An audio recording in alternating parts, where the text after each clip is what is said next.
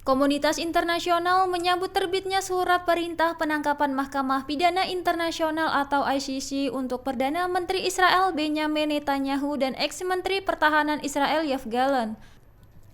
Netanyahu dan Gallant resmi menjadi buronan ICC karena diduga kuat melakukan kejahatan perang dan kejahatan terhadap kemanusiaan selama perang Israel di Gaza. Selain keduanya, ICC juga menerbitkan perintah penangkapan untuk Komandan Hamas Mohammad Deif yang diduga telah tewas. Lantas, bagaimana reaksi dunia mengenai pengumuman penangkapan Netanyahu, Gallant, dan Deif?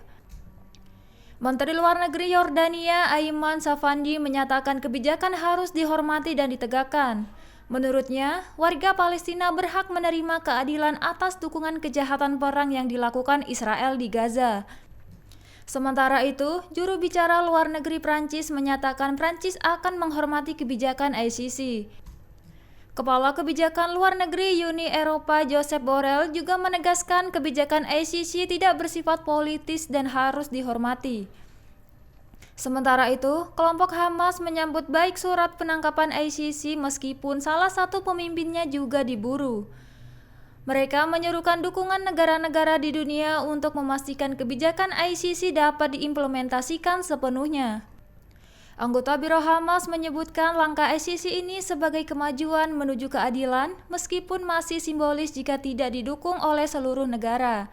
Pihak lain, pemerintah Israel mengecam keras keputusan ICC tersebut. Ajudan Perdana Menteri Israel Eli Feldstein didakwa dalam tuduhan membahayakan keamanan negara pada Kamis 21 November 2024. Kasus tersebut berkaitan dengan skandal bocornya dokumen keamanan yang mengguncang kantor Perdana Menteri.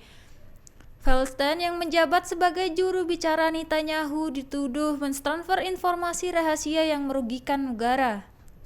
Tindakannya tersebut dapat dijatuhi hukuman penjara seumur hidup.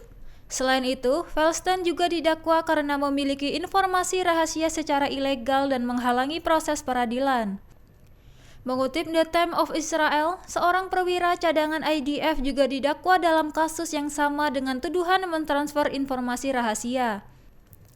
Perwira tersebut dapat dihukum 7 tahun penjara serta terlibat dalam penyebaran dokumen rahasia. Meskipun Feldstein dan perwira IDF didakwa, Perdana Menteri Netanyahu tidak menjadi tersangka dalam kasus tersebut. Perlu diketahui, kasus tersebut telah mengguncang keamanan kantor Perdana Menteri Israel dalam beberapa minggu terakhir. Pasukan penjaga perdamaian PBB atau UNIFIL menjadi sasaran serangan brutal pasukan Zionis Israel. Dilaporkan, 4 pasukan UNIFIL asal Ghana terluka akibat serangan roket di Lebanon. Hal itu membuat Argentina menarik 3 perwiranya dari misi di Lebanon. Menyikapi hal tersebut, Kementerian Luar Negeri RI menegaskan komitmennya mendukung misi pemeliharaan perdamaian PBB UNIFIL.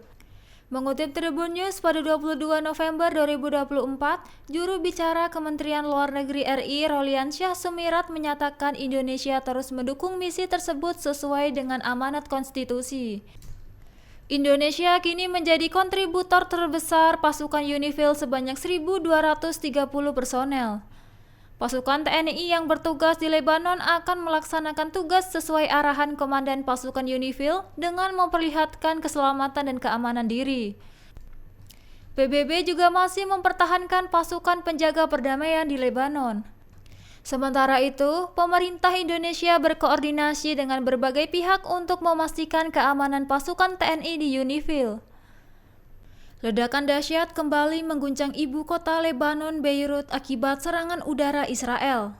Detik-detik ledakan diunggah di Telegram pada Jumat 22 November 2024. Tampak ledakan itu memicu kepulan asap besar di atas ibu kota Lebanon tersebut. Pasukan Israel diketahui tengah menggencarkan serangannya di pinggiran selatan Beirut. Dilaporkan, kota Tira di Lebanon Selatan dan beberapa wilayah di Lebanon juga diserang IDF. IDF menyatakan pasukannya melancarkan serangan yang ditargetkan ke posisi Hizbullah di Lebanon. Serangan tersebut menghantam infrastruktur utama termasuk pusat komando, gudang senjata, dan fasilitas lain milik Hizbullah. Sementara Hizbullah pada Kamis 21 November 2024 meluncurkan roket drone ke Israel termasuk pos militer IDF. Hizbullah juga menembakkan roket ke kota Naharia di Israel Utara yang menewaskan seorang warga sipil. Jumlah korban tewas karena serangan Israel di Lebanon dilaporkan naik menjadi 3.583 orang. Sementara korban luka-luka meningkat menjadi 15.244 orang. Dilaporkan, kekuatan personel militer Israel mengalami penurunan signifikan saat perang membara di Timur Tengah. Terlebih, pasukan tentara cadangan Israel enggan melanjutkan perang di jalur Gaza dan Lebanon. Mengingat sejauh ini Israel mengandalkan pasukan cadangan untuk wajib militer dalam upaya memenuhi tentara di medan perang. Alasan utama pasukan cadangan enggan melanjutkan perang lantaran mengalami kelelahan ekstrim setelah bertempur dalam waktu perang jangka panjang. Selain itu, tidak ada dana yang dialokasikan untuk mendukung kehidupan para anggota cadangan. Mengutip Tribun News pada 21 November 2024, dalam laporan surat kabar Haris diketahui bahwa sepertiga tentara cadangan Israel bertugas lebih dari 150 hari. Selain itu, setengah dari mereka bertugas lebih dari 100 hari selama 13 bulan perang. 1 tahun setelah Perang Gaza meletus, tingkat respon untuk memenuhi panggilan bertugas di pasukan cadangan Israel menurun drastis. Sekira 15% dari semua tentara cadangan tidak hadir saat dipanggil, sedangkan tingkat respon 100% pada awal perang. Download Tribun X sekarang, menghadirkan lokal menjadi Indonesia.